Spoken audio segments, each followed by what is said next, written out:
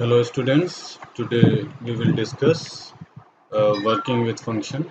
This is your third chapter.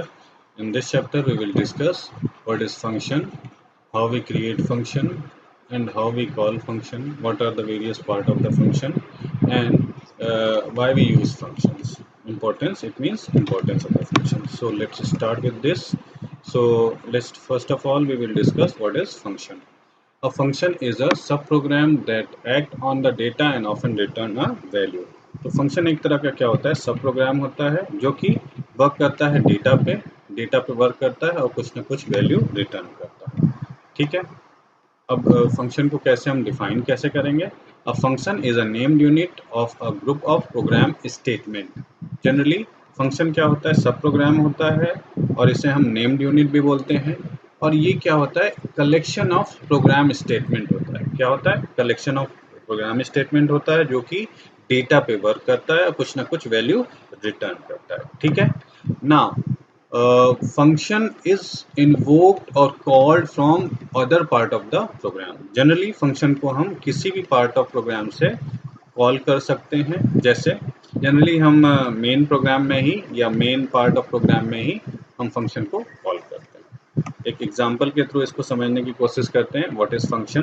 तो यहाँ पे देखिए हमने क्या किया है कि 5 स्टेटमेंट का एक सिंपल प्रोग्राम बना रखा है और इस सिंपल प्रोग्राम में हमने फर्स्ट 3 स्टेटमेंट में एक फंक्शन को डिफाइन कर रखा है और इस फंक्शन में फंक्शन की फंक्शनैलिटी या फंक्शन ऑपरेशन क्या करेगा कि फंक्शन एक वैल्यू जो कि उसको हम पास करेंगे उस वैल्यू का क्यूब कैलकुलेट करके उसे रिटर्न कर देगा। ठीक है, तो फंक्शन की डेफिनेशन हमेशा डेफ कीवर्ड से स्टार्ट होती है और फिर फंक्शन नेम, फिर उसके बाद पैरेंथेसिस के अंदर पैरामीटर को हम पास करते हैं। और फंक्शन का हेडर जो एंड होता है वो किससे एंड होता है, फर्स्ट वाली लाइन को देखिए, फर्स्ट लाइन में this is the function header. ठीक है, इस फंक्शन हेडर में फंक्शन हेडर का एंड कैसे होता है, with the colon symbol, right. अब देखिए सेकंड फंक्शन डेफिनेशन के दो सेकंड स्टेटमेंट और थर्ड स्टेटमेंट को देखिए। सेकंड स्टेटमेंट में क्या हो रहा है कि फंक्शन जो एक्शन परफॉर्म करेगा, मींस यहाँ पे कैलकुलेशन ऑफ क्यूब, कैलकुलेट करेगा क्यूब और उसे एक वेरिएबल में स्टोर करेगा और उसे ही रिटर्न कर देगा थर्ड स्टेटमेंट में। ठीक है, अब देखिए फोर्थ स्टेटमेंट में देखिए क्या हो रहा है कि फोर्थ स्टेटमेंट में हमने एक सी वेरिएबल डिफाइन किया और इस सी वेरिएबल में हमने फंक्शन कॉल किया है। फंक्शन कॉल करते समय हमने एक आर्ग्यूमेंट पास कर दिया 5। अब क्या होगा कि इस प्रोग्राम में हमने पास किया 5, अब 5 का क्यूब कैलकुलेट हो जाएगा और कैलकुलेट होने के बाद वो रिटर्न आएगा प्रोग्राम से, रिटर्न उसकी वैल्यू आ जाएगी, मतलब कि 5 का क्यूब जो भी होगा वो रिटर्न आ जाएगा और स्टोर हो जाएगा सी वेरिएबल में। अब फिफ्थ वाले स्टेटमेंट को देखिए, फिफ्थ स्टेटमेंट में हम क्या कर रहे हैं कि इस फंक्शन से जो रिटर्न वैल्यू क्यूब वैल्यू आई है उसे प्रिंट कर रहे हैं। ठीक है ना, सिंपल प्रोग्राम। चलिए अब आगे हम डिस्कस करते हैं importance of and significance of the function. So generally जब भी हम प्रोग्राम क्रिएट करते हैं तो हम क्या करते हैं कि हम अवॉइड करते हैं लार्ज प्रोग्राम क्रिएट करना। हम जनरली लार्ज प्रोग्राम क्रिएट नहीं करते। क्यों? क्योंकि लार्ज प्रोग्राम को मैनेज करना थोड़ा डिफिकल्ट होता है। ठीक है, a large program is generally avoided because it is difficult to manage. ठीक है, तो और program handling easier as handling small part of the program is easier. तो जनरली फंक्शन के थ्रू क्या होता है कि हम एक लार्ज प्रोग्राम को छोटे छोटे फंक्शंस में डिवाइड कर देते हैं और वही फंक्शन जो छोटा स्मॉल पार्ट होता है वो फंक्शन क्या हो जाता है कि उसको उसको हैंडल करना इजी हो जाता है। ठीक है, तो फंक्शंस को हैंडल करना इजी हो जाता है और use of function reduce the program size. और फंक्शन का यूज़ करने से क्या हो जाता है, प्रोग्राम का साइज छोटा हो जाता है। ठीक है, now function make a program more readable and understandable to a programmer. ठीक है, तो फंक्शन का जितना ज़्यादा हम यूज़ करते हैं ये प्रोग्रामर पॉइंट ऑफ व्यू से भी थोड़ा इजी होता है कि प्रोग्रामर इसे किसी भी प्रोग्राम को अंडरस्टैंड करना उसके लिए इजी हो जाता है। ठीक है, उसको रीड करना अंडरस्टैंड करना इजी हो जाता है। ठीक है, नाउ सो अगर हम देखें कि इम्पोर्टेंस क्या है, importance of function are it reduces the program size and readability and understandability of the programmer is increases and we reduce the size of the program. ठीक है, और इससे प्रोग्राम को मैनेज करना आसान हो जाता है। क्यों? क्योंकि छोटे छोटे प्रोग्राम को इजीली हम हैंडल कर लेते हैं rather than a large program. ठीक है, so it is important question, maybe it's important question, what is the significance and importance of the function. So you will write all these 3 points. Right, now Python functions type.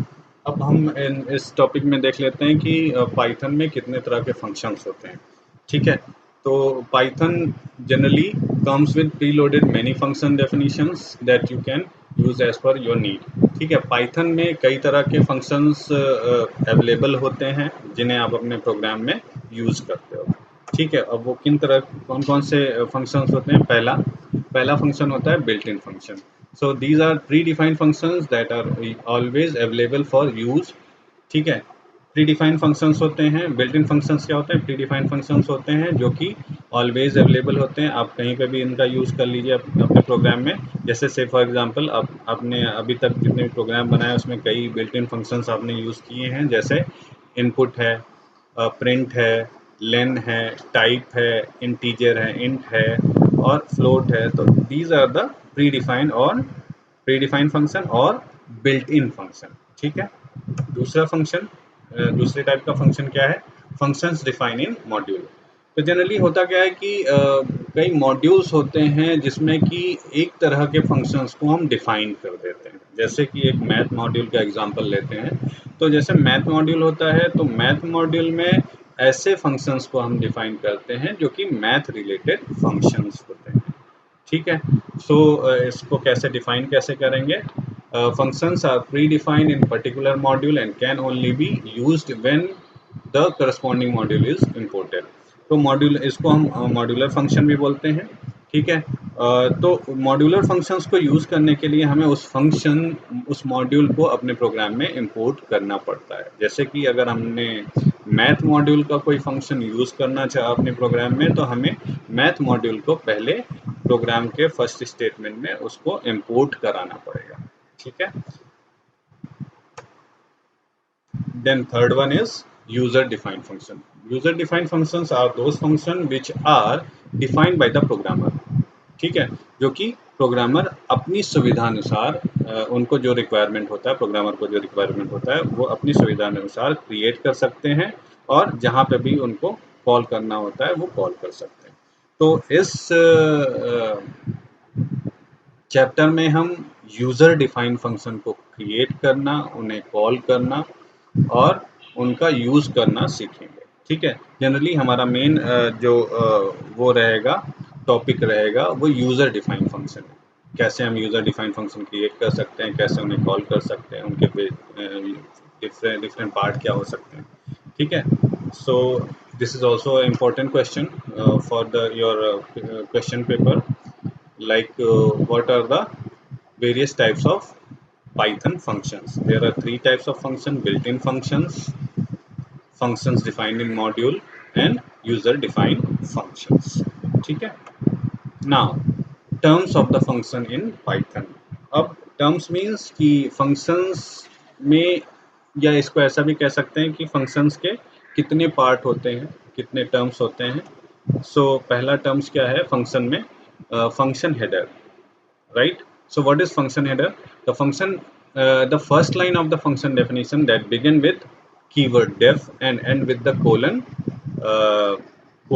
and specify the name of the function and its parameter.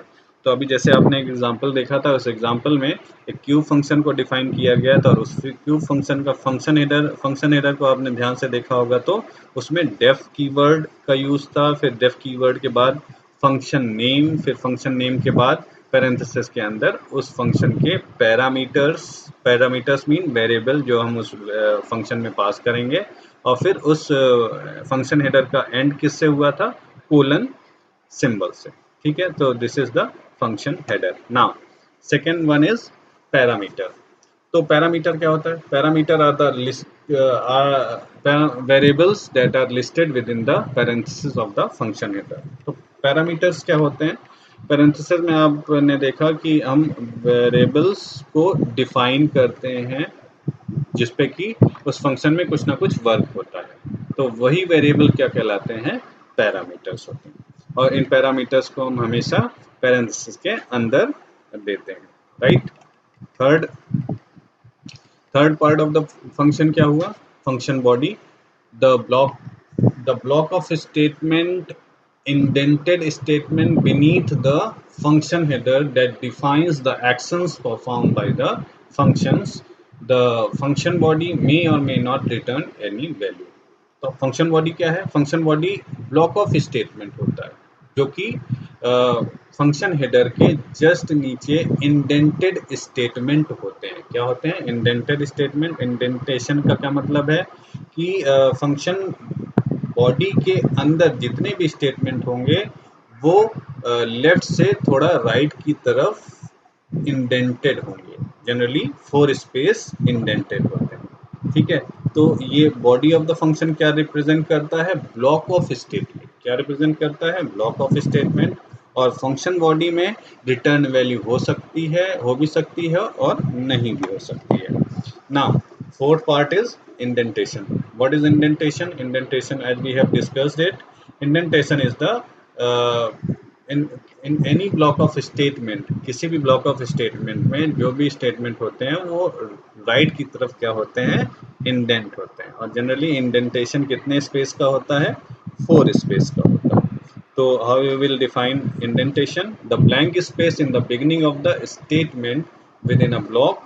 All statement within same block have the same indentation. तो एक same block में जितने भी statement होंगे उनके सब में indentation क्या होगा? सेम इंडेंटेशन पे होंगे, ठीक है। चलिए आगे से ये आगे एक एग्जांपल के थ्रू और भी क्लियर हो जाएगा। इसके सभी पार्ट्स को हम 1 बाय 1 करके डिस्कस करेंगे। क्या अगर हम फिर से देखें इनके पार्ट्स को, फंक्शन के पार्ट को, पहला पार्ट क्या है? Function header. दूसरा पार्ट क्या है? पैरामीटर। तीसरा पार्ट क्या है? Function body. और fourth part is the indentation. आगे एग्जांपल से ये और क्लियर हो जाएगा। Now understanding function. अब फंक्शन में क्या क्या हो सकता है? फंक्शन में आर्ग्यूमेंट हो सकता है। Function can perform certain functionality. Function क्या करता है? कुछ फंक्शनैलिटी या कुछ ऑपरेशन को परफॉर्म करता है ऑन द डेटा सेट, ठीक है। Function can return a result. Function क्या रिटर्न कर सकता है? रिजल्ट, ठीक है। मतलब calculated result can be return bye the function. एक एग्जांपल यहाँ पे देख लीजिए।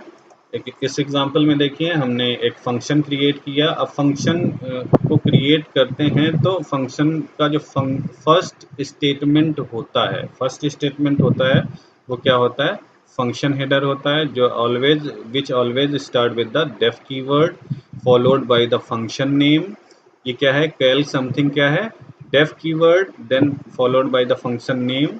कैल something is the function name. और पैरेंथेसिस के अंदर देखिए, पैरेंथेसिस के अंदर हमने पैरामीटर पास किया है। x इज द पैरामीटर और function header close with the colon symbol. Now all the statement within the functions are the body or body of the function. So here these two statements are the body of the function. Now let's understand the functions with the example. इस example से समझने की कोशिश करते हैं। अब देखिए इस एग्जाम्पल में जो ब्लू रेक्टेंगल है, ठीक है, ब्लू रेक्टेंगल में हमने फंक्शन को डिफाइन किया है और इस फंक्शन में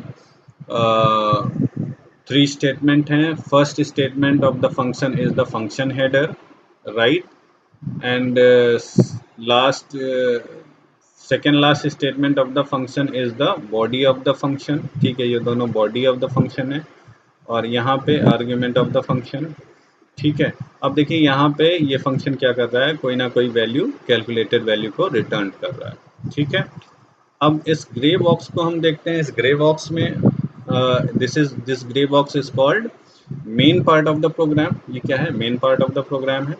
और इस मेन पार्ट ऑफ प्रोग्राम में हमने यूज़र से फोर्थ वाले स्टेटमेंट को देखिए, a equal to int input enter a number. यहाँ पे हमने यूज़र से इनपुट लिया है और इनपुट लेने के बाद उसको a वेरिएबल में स्टोर किया है। और फिफ्थ लास्ट वाला स्टेटमेंट देखिए, लास्ट वाले स्टेटमेंट में प्रिंट फंक्शन के अंदर हमने फंक्शन कैल समथिंग को कॉल किया है विद द आर्ग्यूमेंट। आर्ग्यूमेंट क्या है यहाँ पे, a वैल्यू जो हमने कि यूज़र से इनपुट किया था वो वैल्यू हमने यहाँ पे पास कर दिया। अब ये पूरा होल प्रोग्राम, होल स्टेटमेंट जो पीच कलर का बॉक्स है, इस पीच कलर के बॉक्स में ये पूरा प्रोग्राम है। This is the complete program. ठीक है, अब इसको जब हम रन करेंगे तो इसका आउटपुट कुछ आएगा। चलिए एक एग्जांपल के थ्रू समझेंगे तो ये और भी क्लियर हो जाएगा।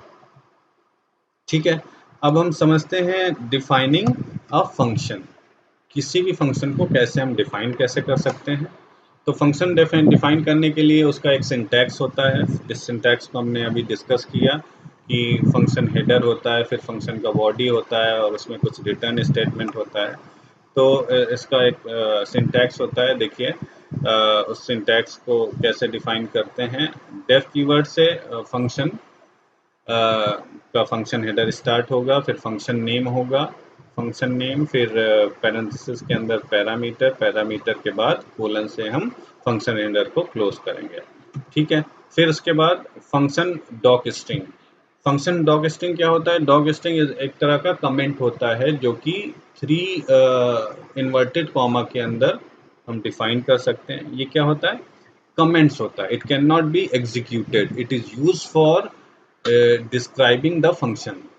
तो फंक्शन डॉग स्ट्रिंग क्या होता है? फंक्शन को डिस्क्राइब करने के लिए एक तरह का कमेंट होता है जो कि 3 इन्वर्टेड कॉमा के बीच में हम लिखते हैं।